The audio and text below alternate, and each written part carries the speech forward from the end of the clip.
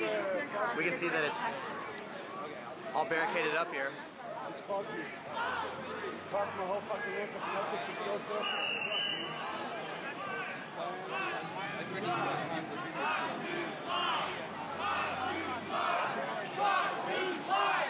Fox News lies!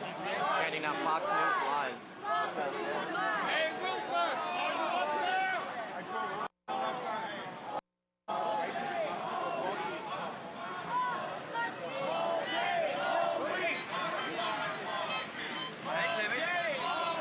What's going on? All day, all week! Just got rid of my last couple papers, now I'm ready to shoot. Brought 600 up, so I got rid of all of them. Anticapitalista! Anticapitalista!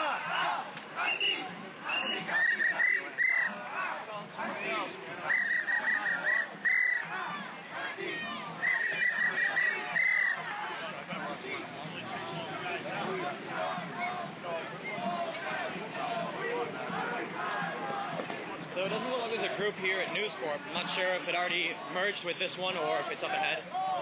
Occupy Wall Street! All day, all week! People chanting all day, all week, Occupy Wall Street.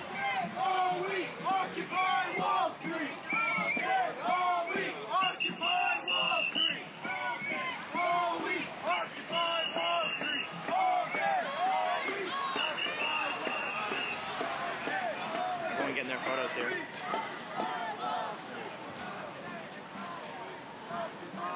Very large group right now, stretching down this entire block. Occupy Wall Street! All day, all week! I would rather die than live under global capitalism. I would rather die than live under global capitalism. I would rather die than live under global capitalism. I would rather die than live under global capitalism. The people united will never be defeated. The people united together.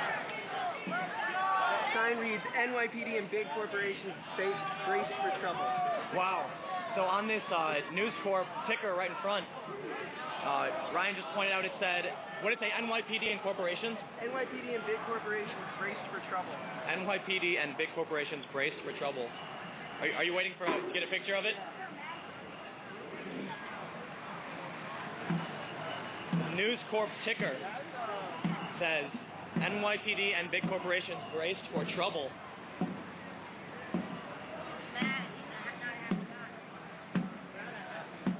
One person was chanting, I would rather die than live under global capitalism. We've got cameras everywhere here.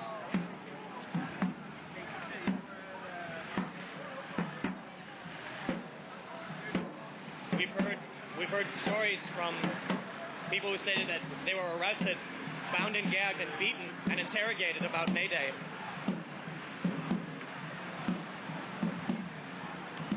And like I was saying to Bucky earlier, we take a biased report or a rumor as what it is.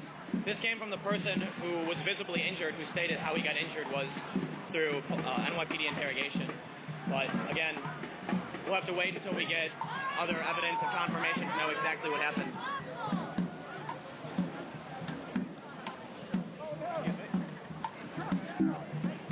Excuse me. Duct tape! Who's got duct tape? Banks got bailed out! We got sold out! Banks got bailed out! We got sold out! Banks got bailed out! Excuse me. Banks got Excuse me. bailed out! We got sold out! Excuse me. Banks got bailed out! We got sold out! Banks got bailed out! We got sold out! Banks got bailed out! We got sold out! Banks got bailed out! We got sold out! Banks got bailed out! We got sold out! We got sold out!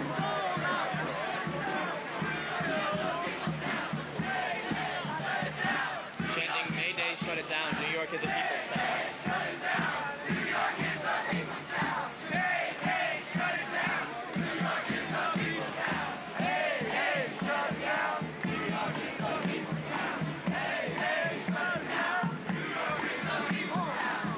Hey, hey, shut it down! New York is a people's town! Hey, hey, shut it down! New York is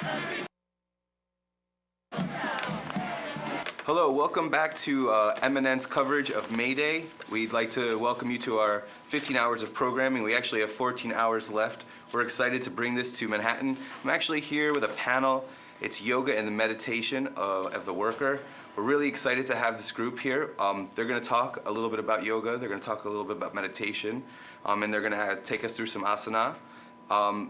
Just like you saw, just to segue a few seconds, we just had a cut of live stream. So we are trying to provide live stream coverage from the streets all over the world today, and hopefully we'll be bringing it back to you. And we'd like to welcome Padmini Biswas. She's Assistant Director of the Center for Peace, Place, Culture, and Politics at the CUNY Graduate Center. She has a PhD in Urban Planning from Columbia University. And I'll turn it over to Padmini. Thank you very much. Thank you very much. So I just start by introducing everyone who's here with us this morning. To my right, we have Dada Haratmananda. He's a monk with the Ananda Marga order since 1977.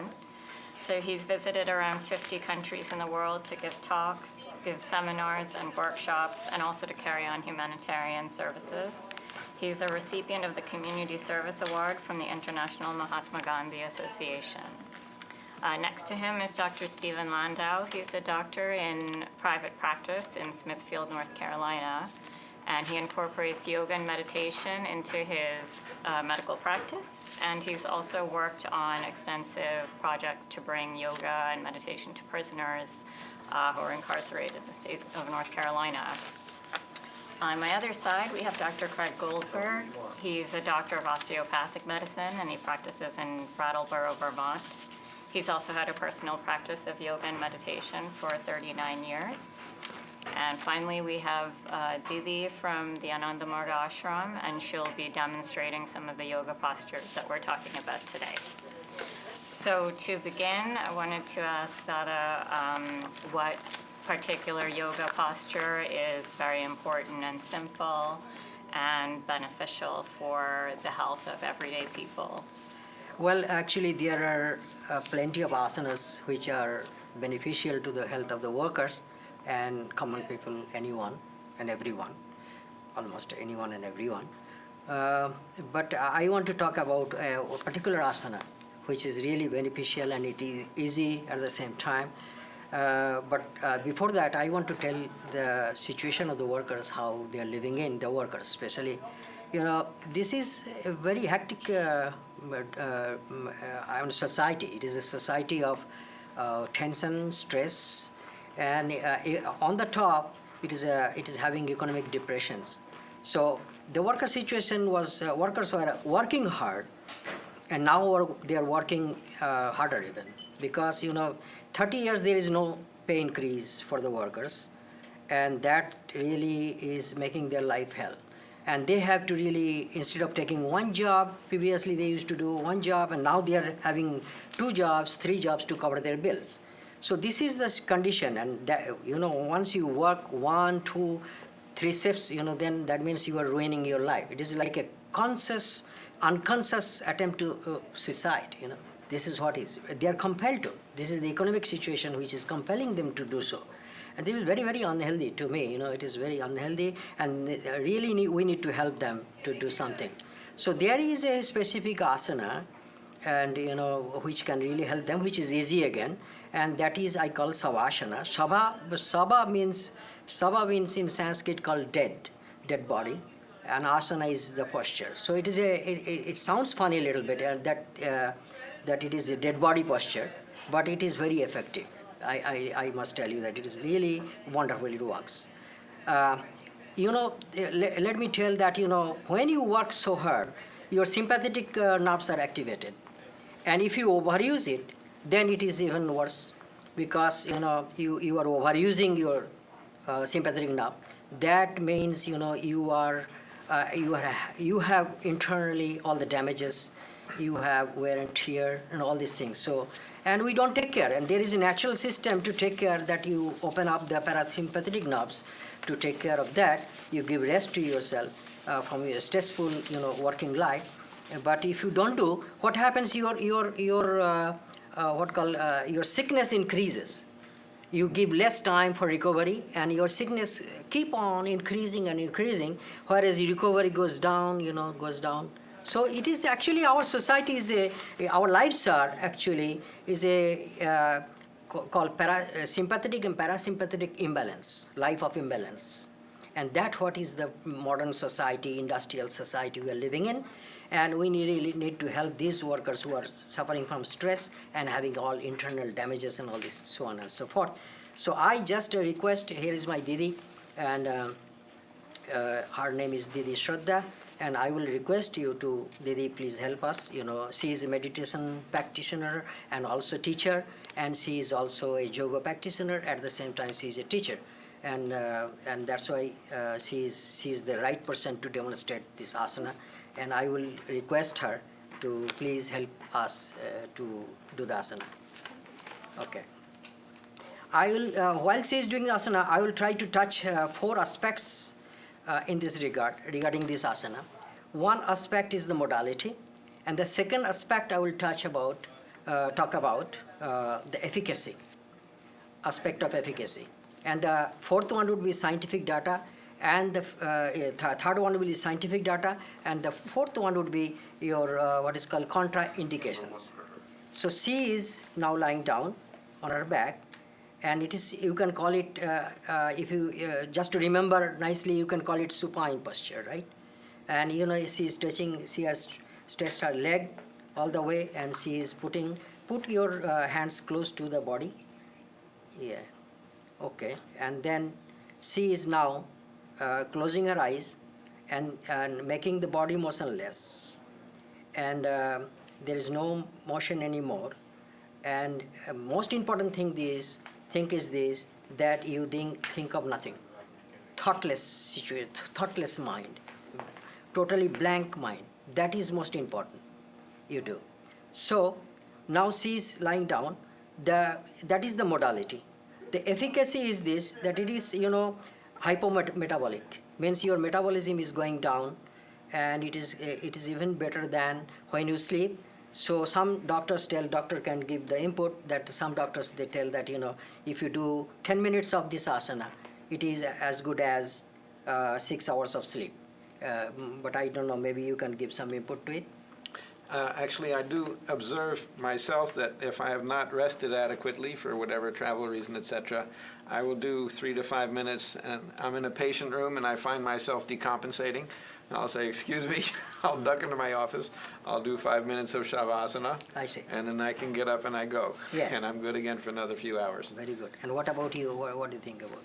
It's an excellent posture, and as you've described, it's a time when your parasympathetic nervous system or your relaxing nervous system takes over. Takes over, and the sympathetic nervous system is put to rest.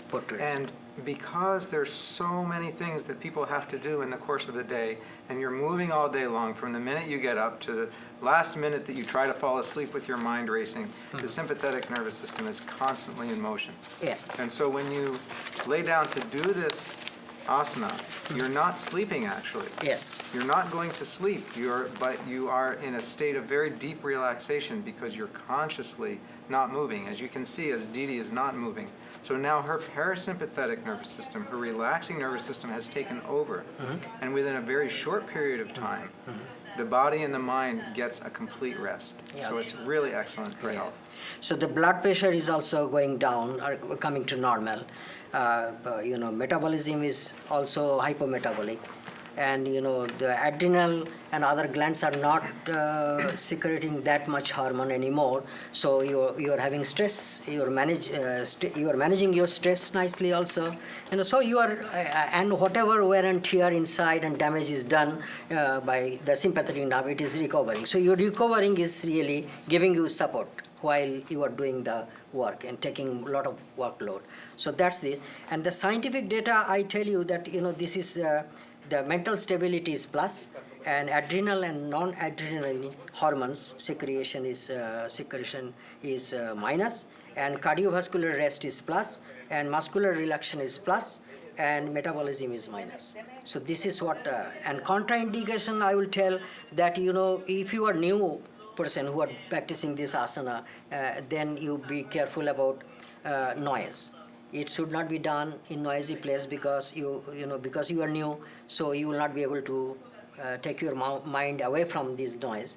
So, and it is very important that you take your mind off. And that is one I will tell that is contraindication. And second contraindication, as doctor told, that it is very good, and you should not sleep. If you sleep, again, your metabolism, is very hypometabolic state is there in the body. So, you might get little fat, if you really go to sleep. So you have to be really careful that you don't sleep. That's two things I had to tell, and that's it. I might add a couple of things, Sure. if I could. The first is, so Didi, let's pretend that you have a bad back. And people who have spinal disorder, they have trouble with lying down straight. It actually causes stress on the psoas muscle. So if you could bend your knees a bit and put your feet, and bring the Iyengar people also, they'll have the feet a little bit apart and the knees together. And that allows you to be in that pose without putting stress on the low back. Another way of doing it is to have pillows or blocks under the knees, and which we didn't have right now, but just some way of bending the knees makes it much better. Also, if you're going to do 5 or 10 minutes of this, it's a good idea to cover yourself with a sheet up to the chin so that you don't get chilled, because you are getting into that hypometabolic state. And if you're feeling cold, your muscles will contract, you'll shiver, and then you've destroyed the effect. And so having yourself lying down and covered. Finally, a lot of yoga teachers have these cute little, I don't even know what they're called, eye pillows, Yes. I guess they call them. So if you're in a room, now we have a TV studio with bright lights, you close your eyes, but you're still seeing so much.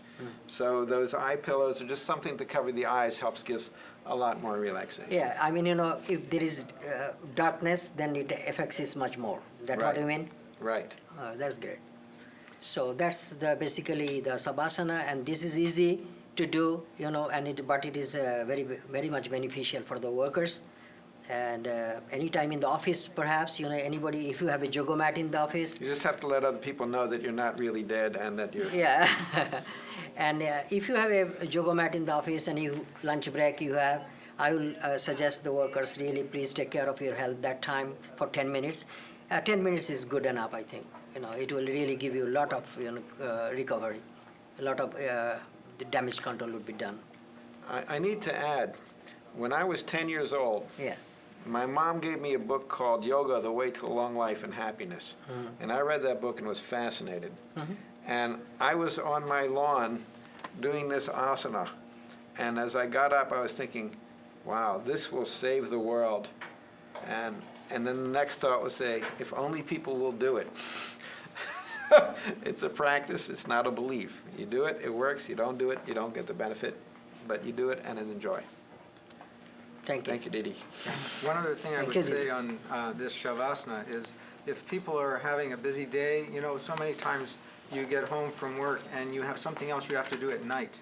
Maybe you have a meeting, or maybe you have another job to go to, as Dada mentioned, or, anything else. But maybe you had a really exhausting day, and so, you're so tired and you can't imagine how are you going to get through the next 2 hours or the next 3 hours or the next 4 hours before you can actually go to sleep. Lay down and do this asana. If you don't have 10 minutes, do it for 5 minutes. Yeah. And it will be so refreshing and rejuvenating that, you'll be able to keep going. So I will add one more thing. Many times, you say, well, let your mind be blank. That's a big order. A big order. So sometimes I will have people do what they call progressive relaxation. They can either tense the muscles one by one and then relax them, or just imagine as you're lying there that the muscles are relaxing and going through the hands and the feet and progressively bring up to your scalp, and just imagine that you're drifting in bliss in the universe. Okay. And like that. So if the mind is not blankable, then you replace it with some nice thought or mantra, That's a whatever you like. good thing you suggested. Very good. So I wanted to ask both Craig and Stephen if they could talk about how they've brought meditation and yoga into their medical practices, what sort of conditions you've recommended it for, and also what the reaction from the patients has been. Yeah, sure. I use meditation and yoga regularly in my practice and teach it quite often and have been for many years. There are many situations where people have found it helpful. And both yoga practices, yoga postures, and meditation have a whole variety of health benefits. So it's actually a very big topic. It's a huge topic. We could spend the whole rest of this morning talking about just that, which we won't be doing, but we could. It's that big. So I'll just mention a few things. As I'm a family practitioner and an osteopathic physician, and so I see many patients in my office who have all kinds of musculoskeletal disorders and problems. And what I find is that very often people get their bodies into so much trouble because they're not doing anything on a regular basis that's helping to keep themselves limber and relaxed and their muscles and tendons supple. And so then, whether you're a weekend warrior and you're busy in the office at a desk job all during the week, and then on the weekend you get out and you go for your 20-mile bike ride or your 10-mile run, or you go out and you're doing work in your yard if you have a yard to do work in, or whatever it is that you're doing on the weekend, and then you find that you're so sore and your back hurts and your neck has gone out. Well, how can you prevent that from happening? The way you can prevent that from happening is to have a routine throughout the week, every day, where you do some kind of stretching. The unique aspect of yoga that's so different from other types of stretching is that because yoga postures are done with breathing, are done very slowly, very softly, very gently, then and they become very powerful ways to keep your whole body system very, very relaxed and very strong, actually. And if you're doing this every day, if you're doing and it only takes 2 or 3 or 4 postures once a day or twice a day to be able to keep your system in such a harmonious tone that then you can go out on the weekend and you can do the things that you need to do and you won't get hurt, you won't get injured. And actually, this is a good point for Didi to demonstrate actually 2 postures I'd like her to demonstrate now that I often teach my patients, because these 2 postures, along with some others, but these in particular, are so beneficial. And people can do them if you've been trained by, if you have some kind of literature that you can use to train yourself how to do it, or go to a yoga practitioner and practice these 2 yoga postures every day. And you will find that your stamina, your ability to withstand all kinds of physical activity are greatly enhanced. So Didi, if you could get on the mat. And the first posture that she's going to do is called Yoga Mudra. And this posture, as you'll see, as Didi demonstrates, is very easy. She's sitting cross-legged on the floor, just in Indian style posture. And behind her back, she's grasped the left wrist with her right hand. So this is the posture. Her back is straight. And now as she bends forward, the breath is going to come out. She's going to let all the breath out as she moves forward. And you can see how she keeps her back straight and her head touches the floor. Now, not everyone can do this posture the first time they try. Didi is a very experienced yogi, and so she's able to do this posture nearly perfectly. However, and as she comes up after holding the posture for 8 seconds, she comes all the way up and her breath has come in as she is getting up. So the breath went out as she went down, and the breath came in as she went up. So you can see how very slowly she moves. This is not a fast procedure. This is not a calisthenic. Yoga is meant to be practiced slowly. And now after holding for 8 seconds, she comes back up again to an upright posture. So this is Yoga Mudra. It's very, very helpful for all kinds of, for everybody. It's really helpful for everybody, but for women in particular, it really balances the female endocrine system. So thank you for demonstrating that. And the next posture we're going to show is Cobra. And you'll see that Didi's going to lay on her stomach, prone, in the prone position. And in this position, then she raises herself up. And as she raises herself up off the floor, looking up towards the sky, she's taking an in-breath. And while she holds that upwards for 8 seconds, she's holding her breath in. And after 8 seconds, as the breath comes out, she gently lowers herself back to the floor again. And again, Didi is a very experienced yogi, so she can do this very, very well. And if you can't get yourself all the way up, even if you raise yourself up only a few inches off the floor, if your back is tense or you don't have a lot of flexibility, even if you're just a few inches off the floor while you breathe in, this is extremely helpful. As you can see, she's doing it very slowly. And this is so important in yoga, to do the posture slowly, to be completely relaxed while you're doing the posture. Thank you, Didi. That's very, very, very, very nice. So I teach these are two of the postures that I teach to my patients, and there are others. And getting on to meditation, people think in the United States of yoga being yoga postures. Yoga postures is not yoga. Yoga is actually much more than yoga postures. Yoga means union of the individual with the divine. That's really yoga. When you have, each one of us are individual beings of consciousness. And the concept of yoga is that there is also a cosmic consciousness, a divine consciousness.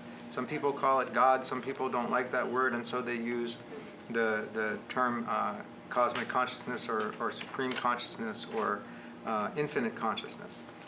And this infinite consciousness, which permeates the entire universe, is within all beings, all the creation throughout the entire universe in the concept of yoga.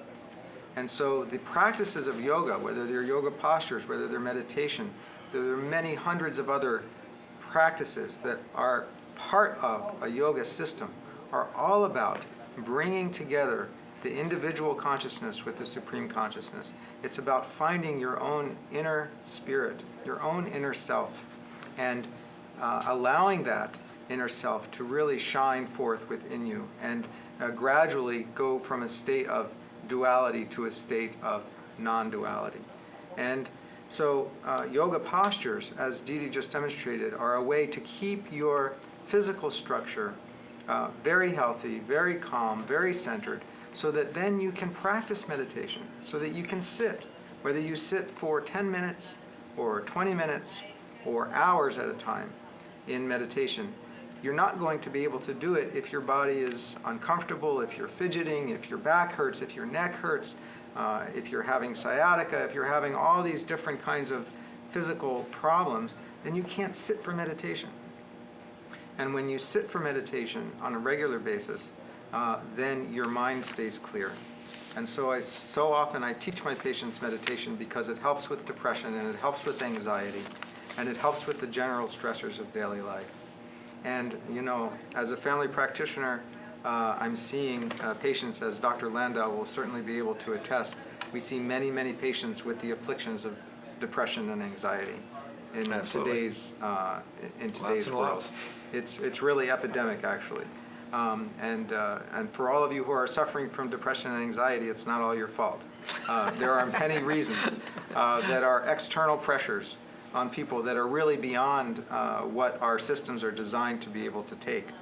And so we need ways to be able to handle this.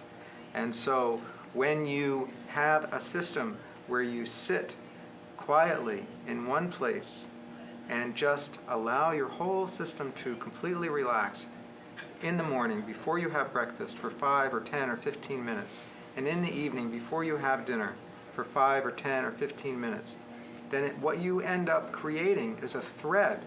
It's a continuum. From the morning to the evening, your system will remember that you have a few moments every day where you sit and you relax and you contemplate, and you're not busily engaged in the activities of life. And that helps so much in allowing your system to remember that it has a place of peace and stillness within. It's very most people today are aware of the fact that the body and the mind are completely interconnected, and that if your body is healthy, your mind will feel better. Ask a runner how they feel after running, and whether there is a connection between the mind and the body. And the same is true in the other direction. If your mind is calm, if your mind is balanced, if your mind is feeling refreshed, then your body will follow suit and it will feel better as well. And it's so beneficial for so many problems both medical problems and psychic problems, to do meditation twice a day. Steve? Great. Thanks, Craig. Good job. Thank you, Didi. So, a few things. The first, if you can focus on this.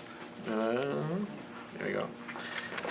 Those of you who are interested, I have a DVD that's put out from a television show very much similar to this we did back in Selma, North Carolina a few years ago with some fellow yoga teachers. And so these two asanas and a few others that are fairly simple that can be done, you can get this, plug it into your TV set, and you'll have us right with you. So just be careful when you do this. If you have back problems or other, check with your doctor, but nonetheless, you can have a DVD that goes it. So the station will do that, or you can go to shivadancing.com, S-H-I-V-A dancing.com, www, and you can find that. So thank you for that little shameless plug. The next thing is that I agree. I actually do teach a fair number of my patients about these practices. A few stories are in order. I had a nurse come to me, and she had the day before, 2 days before, been on a psych unit and discovered someone who had hung himself in the psych unit, and she was completely mentally disturbed and was going to get into the what they call PTSD, having flashbacks and everything, and she was very uncomfortable. And although people often ask for pills, that doesn't solve the problem so well. So right then, I sat her down with myself on the floor in the office, and I taught her a simple meditation. Those of you out there, you can just use mantra, Baba Nam Kevalam. Baba Nam Kevalam means only the name of the beloved. And so, and I just, for 15 minutes, she sat there. And, you know, I couldn't just sit there because I had the patients waiting. So I went and had lunch. We finished the office. She stood there running. And then at the end of that time, she was completely better. Just whole face was radiant, and she felt fine. And all those problems, you know. So this gives you an armament. This gives you a tool that you can focus on when everything else is going bad. Suddenly you can change your physiology, you change your mind, and you feel better. Another couple of asanas that I like to do with my patients, Didi, if you would. I have a lot of people who have digestive problems and constipation. And so this one, anybody can pretty much do. So this is called the Utchapa Mudra in Sanskrit. And I don't know what Utchapa means. Do you know what Utchapa means? It means you are throwing, away. Okay. So, From the body. Right. So the way I like to teach it is take your arms, bring them up over the head, breath in, and then grab your knees and bring them together. Good. And then again, throw everything out, and then exhale and grab the knees, and then inhale, and one more time. Exhale, grab the knees. Good. And then what you do is you drink, thank you, then you drink a big glass of water, and then walk around for a little while with your belly button open to the air. And so that's it. Didi, if you want to demonstrate one more time so that people can see it. So again, you do this first thing in the morning, and then grab the knees, and then inhale and stretch. Exhale, grab the knees. Inhale, stretch. Exhale, grab the knees. Inhale. You can do it in bed, or as soon as you get out of bed, lie down on the floor. You drink some water, and this hydrates the intestinal tract. You walk around for a little while with your belly button open to the air, which stimulates, that cool air stimulates this third chakra, the Manipura chakra, and the adrenals and everything else. And the intestines go, and then within an hour or two, you have a very nice bowel movement, and it really helps that. Okay? Thank you. So let's talk about one or two more asanas. A lot of people have trouble with back pain. And Craig probably knows more about this than I do. I was trained as a family practitioner and also as a surgeon, but I also took a little bit of chiropractic courses when I taught at a naturopathic college. And so among other asanas or among other approaches that help people with back pain is the twist. This is very powerful. So Didi's sitting on the floor, and right. Now a lot of people, she's very limber, Now, I teach a bunch of prisoners, and they can't do this. A lot of them. They're buff, the muscles are very large and they're very strong. And so you can sit like this or make it a little bit easier. Put your your bottom leg, let it go out straight. So just like this. This leg out like that. Very good. Okay, and this foot flat. Okay. And now you take your right arm and bring it on the other side of the left arm and reach for the front and turn your head to the left side. And so what's happening is she's getting a complete torsion, a complete twisting motion of the spine. She's elevating the sacroiliac joints out of their usual place, and you hold this for 30 seconds or so. And what happens is you've just done a lumbar roll to some extent, but a slow one, similar to what chiropractors will do when they adjust your back. Okay, and then after you do 20, 30 seconds of this, then you flip sides and reverse. There you go. And you like that? And you turn around and look that way. Right. Okay, very good. And that shoulder comes all the way back as far as, no, all the way back like this, pushing back. There we go. Excellent. And so you show that. So you do 2 or 3 of these, and you'll find that people who have a back strain, this will often help them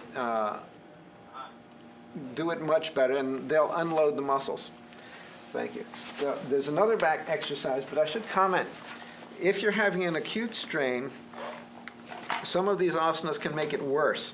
So you have to be careful that when you're doing it, you're not causing pain, but you will feel what's called a good stretch, or as one of my students say, it will feel yummy. So I don't have that yummy experience, but some of my ladies do. So that's one asana, is the twist. Another one that's very useful is called the cat-cow. So you get into what's called table pose, and I like to call it mesa asana for those people who like Spanish, to combine the Spanish with the Sanskrit. And so if you'd focus on Didi, please. You can have your toes curled forward or toes back, either way. And you inhale and you look up with your head, and the back becomes sway, like a sway back cow. And the buttocks are sticking up in the air. The pelvis is rocked forward. Okay? And so this way you're giving this nice extension to the lumbar spine. Okay? And then you exhale after holding for 8 seconds, and you make your back very round. And so your head is looking down at your knees, and you can see she looks like this kind of an angry cat, which is where the cat-cow came from. And this gives a marvelous release to the low back. And it also helps people control their breathing. You would be amazed at, okay, now do a few more times, Didi, at your speed.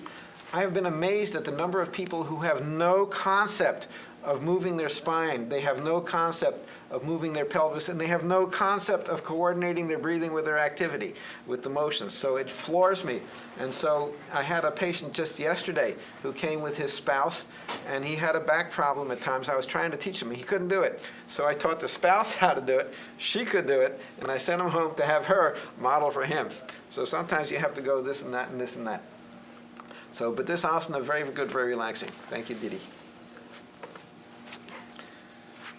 So I was thinking to expand the discussion of, in addition to the physical postures, that we want to look a lot at meditation. I wanted to ask Dada to make some remarks about what lessons of meditation in particular have spiritual benefits and also the biological benefits. Well, I know that there are asanas which has like biological, psychological, and spiritual benefits. And but before I tell that, let me tell that is about pranayama, which has this effect, all 3 levels. It helps. But before I tell that, let me tell you one thing about the breathing. Pranayama is all about breathing. Now, you know that from Lord Sadashiva, who was the master of yoga, who was a Lord of yoga, he was called Yogeshwara. And from his time, actually he himself gave a lot of importance in breathing. Why he has given, we do not know, but he knew intuitionally that breathing needs for almost every activities. Like lifting, dancing, you need breathing. So choreographing, dancing, lifting, all kind of things, activities you need breathing. So he used to call it Sarabhigyan. Sarabhigyan means science of breathing. And it is he who has introduced this. But the reason why, it was not reason, we didn't know the reason how the breathing can affect your mind, psychologically, things you are not knowing. Of course, we knew that if we hold the breathing and then only we can lift, that much we knew. And then civilization came along, and we try to know why it is affecting. Even today we tell, okay, why don't you deep breathe? Have a deep breath, and then you can remove your tension. That we do, but we never know. So we never knew what is the scientific reason. And we know that the breathing has a psychological component. Like I think doctor can tell better. Some lungs, what called obstructive lungs disorder, like disease called emphysema. Emphysema has a psychological component, right? Absolutely. So breathing has something relation with what called the mind or psychological things. Now let me explain first this one, that how breathing can help physically. Now when you breathe, I know we are inhaling oxygen, and all the blood is going to be oxygenated. So oxygenated blood is very helpful. We need breathing because for survival, our cells cannot survive without all these things, for a minute even, without breathing, and that is and just ordinary breathing, human being, we all, we do not know how to breathe properly. We breathe with, it's called thoracic breathing, thoracic breathing, right?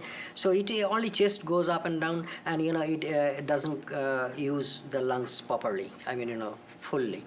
So that kind of breathing we do, and it is not. It gives you the breathing enough to survive, not to thrive. And in this case, what happens? You have muscle pain. You have headache and all kind of things happen because your blood is you don't get enough oxygen. Your blood is not enough oxygenated. So that is the physical component, and we should know also that this is the only nourishment. Oxygenated blood is the physical nourishment for the entire body and brain also. And also we should know that this is the only system, I think, not only, maybe this is the system for cellular waste disposal. It takes out that much carbon dioxide also. Right. So it is very healthy if you don't have that breathing properly, right? And maintains the acid-base balance. Yeah, acid-base balance. So, it is very important. It has physical benefits. So we should really learn how to breathe, and, it is very important. And second thing is the psychological aspect I was telling, as in case of emphysema, and we were not knowing that what connection it has from breathing and breathing and mind or mood or emotion. We are not knowing. Recently, some scientists are explaining it like that lungs are intelligent, and when we breathe in, then lungs are full of neuropeptides. Full of peptides, and peptides are partial, protein, and that peptides really are connected. Peptides are also involved in thoughts and emotions and feelings. So those peptides are sent by the lungs to the PAG portion of the brain, and the PAG is that portion where a lot of nerves of so many importance come together. It is a nodal point, and where also opiate, right? Nerves are opiate receptors. Receptors are there, and I think the largest supply of opiate receptors are there in the brain, the PAG. So that portion it is influencing, and the PAG is also involved in thought and emotion control, anger control, and all these things. So if somebody has to put into positive emotions, it is very important that we breathe and utilize our lungs properly, because the quality of the peptides and type of peptides are determine how well you breathe. And then this quality of the breathing, and then this the neuropeptides also is helping to go. So if you do pranayama and your peptides are connected, and then you will be have good emotions, and you have positive emotions, positive moods because of opiate receptors and so on and so forth. So you can have, and on the top, if you really, maybe Didi can do pranayama a little bit and demonstrate how to do. and so I can explain a little. You can go ahead. And she's breathing. She's going to breathe with her left nostril. Deep breathing she is taking in, and then again she is exhaling, right? So this one process, and there are several other processes how you breathe, how you can breathe properly. Maybe doctors also will give some input in this regard. So this pranayama is very important. Now, psychological and physical benefits he is getting, and how spiritual benefit can come, that is a good question. Now, as doctor told that, that we are unit consciousness and we need to connect to this divine supreme consciousness. So some mantra with this pranayama, if we can really practice, then it becomes very spiritual also. So benefit will come. Already you have a positive mind, emotion is controlled totally, negative emotions are taken care of, by the PAG, and then you are now on the top. When mind is very settled, emotion is very settled, then you really do chant the mantra, and you really have the spiritual benefit. So this is the three things I can tell about the pranayama. And any... Whenever Didi finishes her meditation, Yeah. I don't go into trance without. So I like to, no, if you could lie down this time. So a different aspect of the pranayama. As Dr. Goldberg was saying, as Craig was saying, the asana movements are coordinated with the breathing.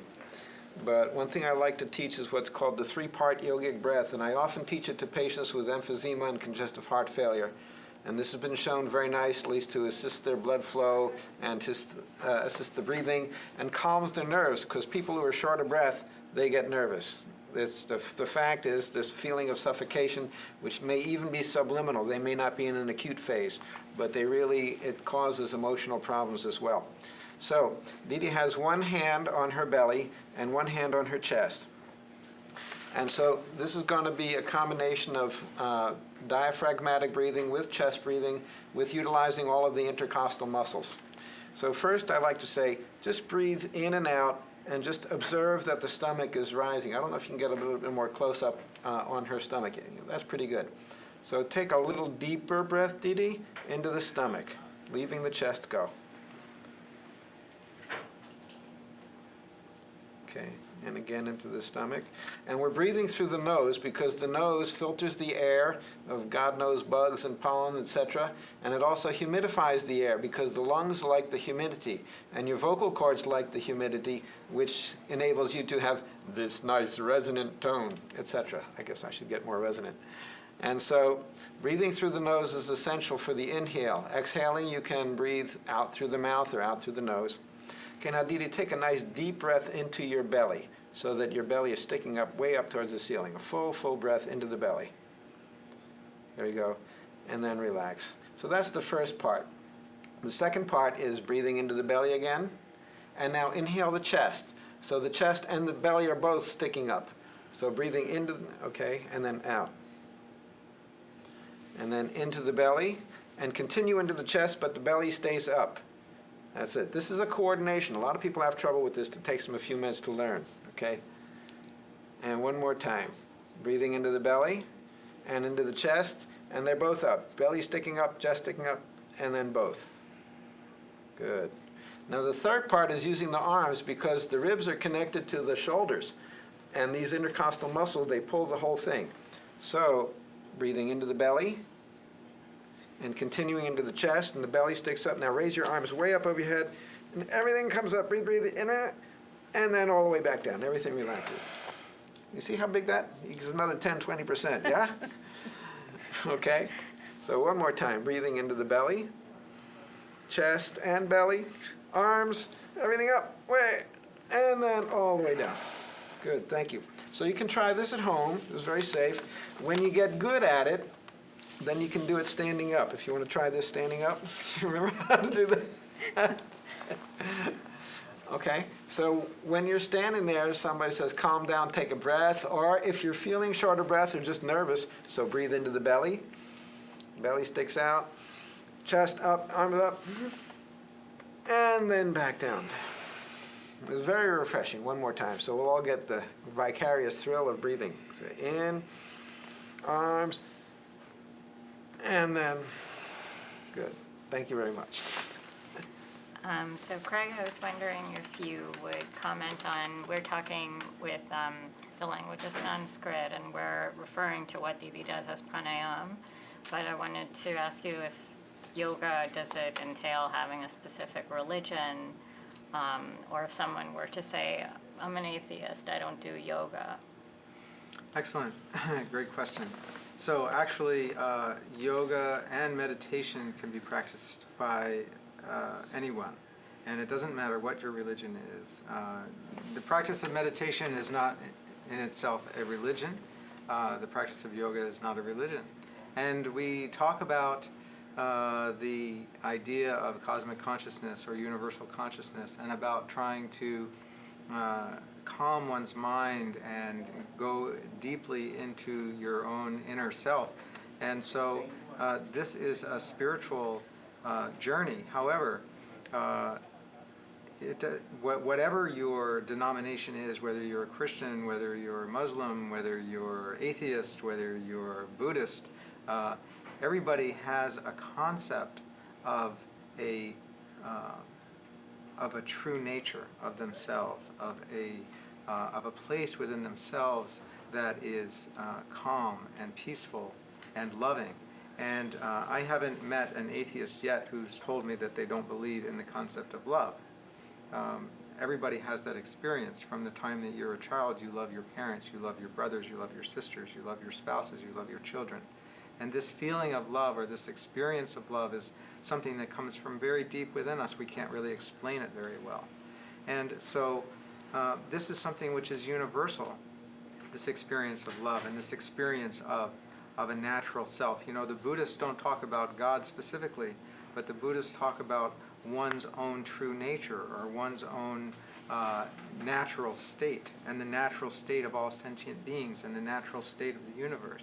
And so when we talk about meditation and we talk about yoga, we're talking about trying to experience these natural states, trying to experience who we really are as human beings without all the encumberments and fetters of daily life that come in and distract us from being able to be centered and being able to experience that naturalness. So no matter what your denomination may be, no matter what your religious affiliation may be, to be able to sit in meditation and calm the mind, to be able to experience yoga postures and experience the state of flowing with your own breath, is something that anybody can benefit from. And the concept of spirituality is something that is really universal. You know, all the religions have a concept of spirituality, and an atheist person may not consider themselves spiritual per se, but that doesn't mean that they can't benefit from being calm and being relaxed. So I don't see any situation where somebody couldn't benefit from these practices, actually. Is there anything you'd like to add, Stephen? My own personal history is that I was brought up Jewish, from Holocaust survivors. My parents were both through the Holocaust. Two of my grandparents who survived did, and two of my grandparents did not. They were killed by the Nazis. We just completed our Holocaust commemoration a couple of days ago in Raleigh, and that was a great event. And so they were somewhat observant, but the notion of God had been burned out of them in the Holocaust. The notion of we're chosen people, but look at what happened. So that concept wasn't there. But I had some concept. And with the practice of meditation, I found that this kind of avoidance of the Christians diminished. So then I was accepted. I finally, at one point, was able to accept Christ into my heart. Of course, then I would sit there and meditate, and all the Christians around me would be praying for my soul because they were afraid I was going to go to hell with the meditation. But I personally found that there was a merger, Jesus and guru figure and the divine, it stopped being different. So it's just a question of which door you wanted to open to get to the same or similar place. And so then I was able to embrace all of these different approaches. And so I can go to a church and be comfortable. I speak Hebrew and I can go to a synagogue and be comfortable and do that. And because the yoga is the science that underlies the religion. The religions are based on physiological principles. They're based on moral principles that work. They're based on psychological principles that work. And so the meditation and the yoga teaches you the concepts and the precepts and the physiology and the washing practices. All of the things that make these religions work are found within a properly denoted yoga system. Well, I guess is it possible for either of you to talk a little more about the science, like the physiology of what's happening when you're meditating in terms of, I know that Dada talked a little bit about the brain pathology. Can you maybe elaborate on that? Yeah, sure. Actually, many things are happening physiologically with meditation. And I think it'd be good to separate the discussion a little bit for clarity between meditation and yoga posture. So let's just talk about meditation to start with. So we've talked already in the program about both the parasympathetic and sympathetic nervous systems, about how people's days are so stress-filled very often, and how difficult it is sometimes to calm down. So we've talked about that. And so if you look at what happens when someone sits for meditation, let's talk a little bit about that process. So to sit for meditation, you find a spot, hopefully the same spot every time. You sit with your spine erect. You close your eyes.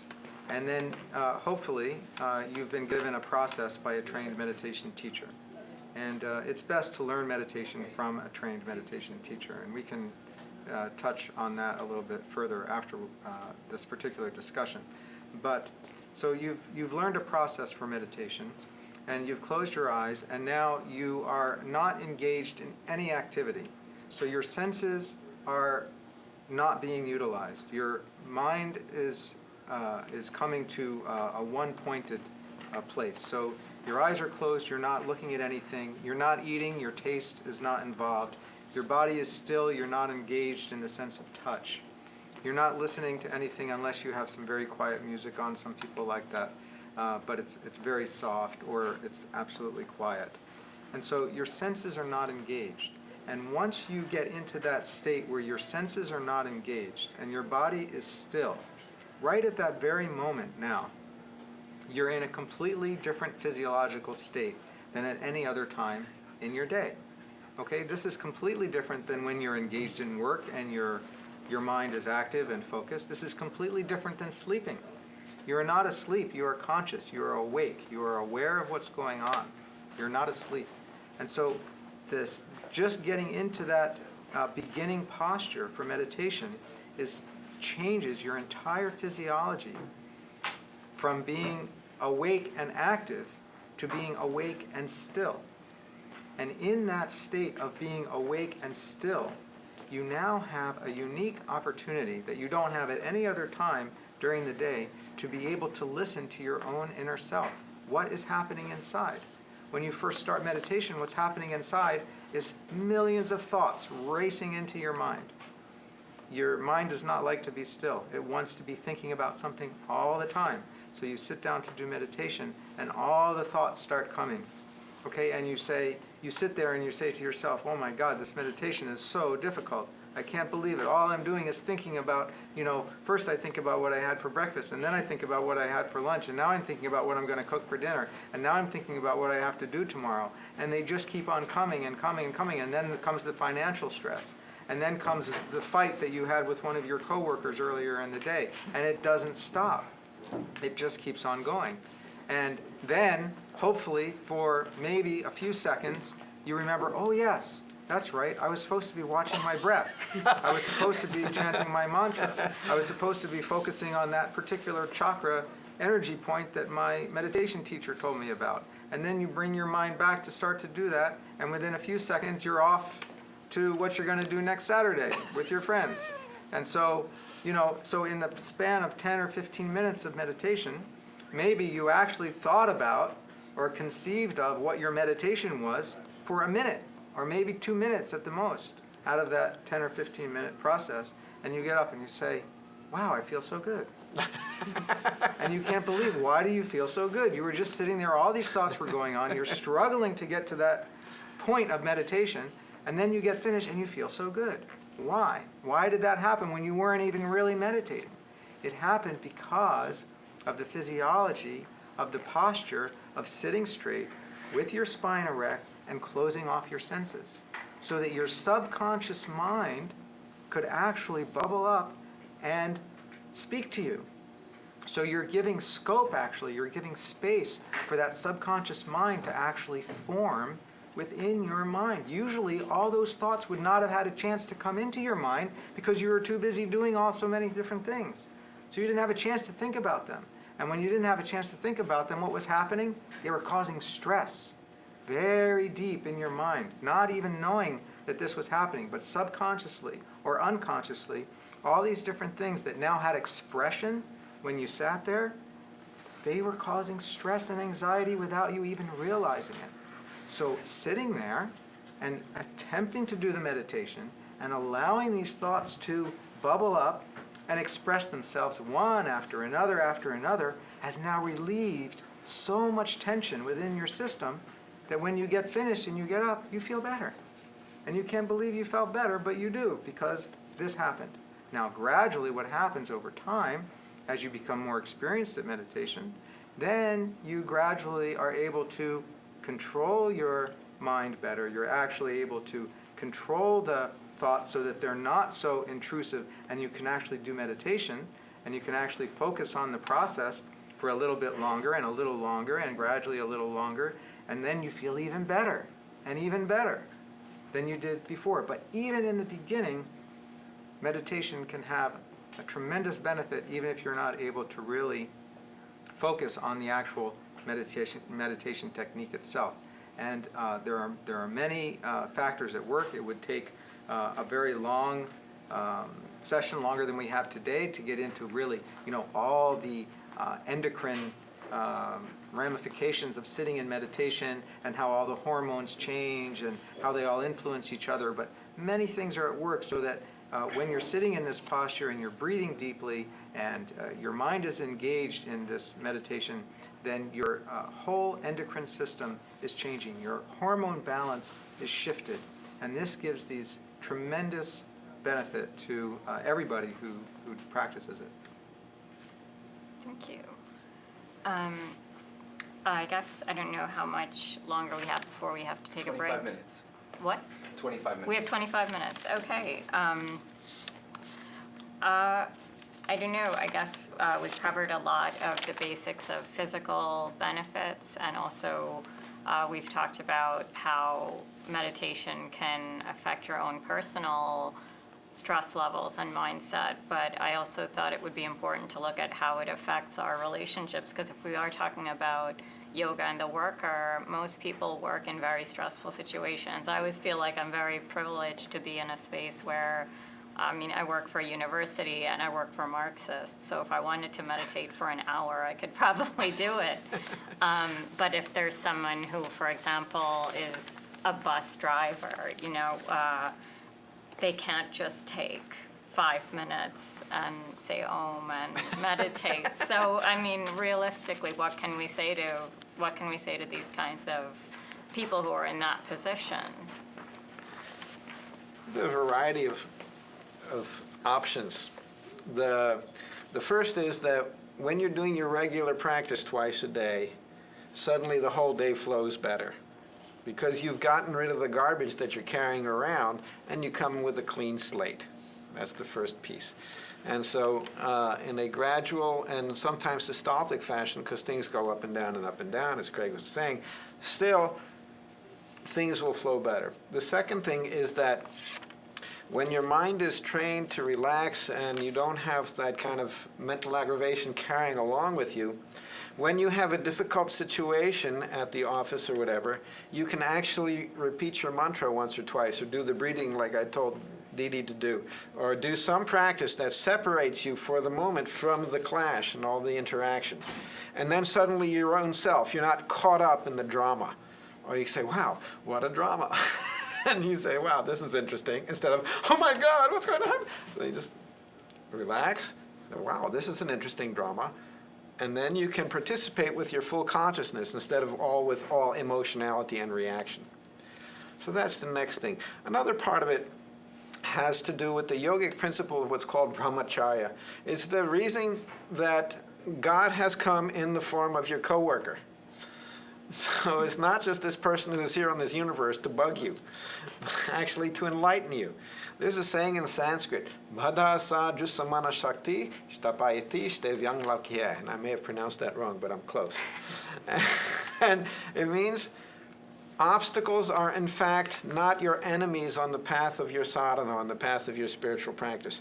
Rather, they are the helping forces. It's on account of the obstacles that your effort rages against them, and that effort itself brings you to your cherished goal.